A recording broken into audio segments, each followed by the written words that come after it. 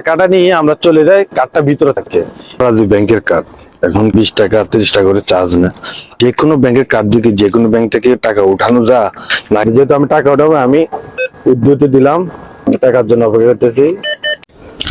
Hello everyone, আসসালামু আলাইকুম। আমি আজকে আপনাদেরকে দেখাবো সৌদি আরব আমরা এটিএম বুথ থেকে কিভাবে টাকা তুলি। আমার কাছে যে কার্ডটা আছে সেটি হচ্ছে আল রাজি ব্যাংকের কার্ড। এখন কি আমি কি যে টাকা উঠামো সেটা কি আল রাজি ব্যাংক থেকে উঠামো না অন্য যে কোনো ব্যাংক থেকে উঠালে চলবো?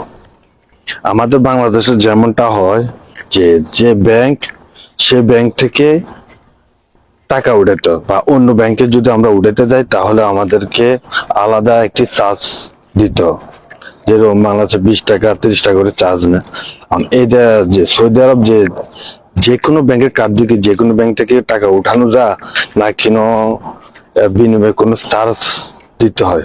আজকে আমি আপনাদেরকে দেখাবো যে আমি আমার হাতে যে কার্ডটি আছে সেটি হচ্ছে আল রাজি ব্যাংকের।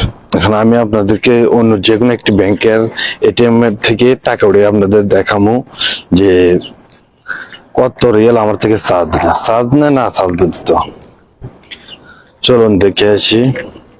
আমি এখন যে ব্যাংক থেকে টাকা উঠবো সেটা হচ্ছে আলিন্না ব্যাংক। আমার হাতে যে কার্ডটি আছে সেটি হচ্ছে আল রাজি ব্যাংক।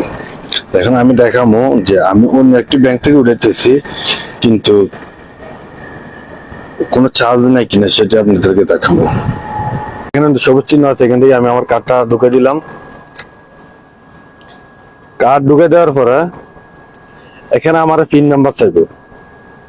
আমি যে আমার যে কার্ডের যে পিন নাম্বার আমি এই পিন নাম্বারটা দিয়ে দিলাম। এখানে দুটি অপশন আছে, একটা আরবিতে একটা ইংলিশে। যেহেতু আরবি ইংলিশ আছে আমি ইংলিশের জন্য অ্যাকসেপ্টে দিলাম। এখানে আমরা আছে withdraw, balance enquiry, mini statement, others অনেক কিছু আছে। যেহেতু আমি টাকা উঠাবো আমি উইথড্রতে দিলাম। উইথড্রর পর এখানে অনেকগুলো টাকার অ্যামাউন্ট আছে। আপনি ইচ্ছে করলে যদি এই অ্যামাউন্ট গুলো পছন্দ না অন্য অ্যামাউন্ট তুলতে চান তাহলে আদার্স অ্যামাউন্ট এখানে দিবেন। আমার যেহেতু আমি কম রিয়াল উঠাবো 50 রিয়াল, আমি এখানে ক্লিক করলাম।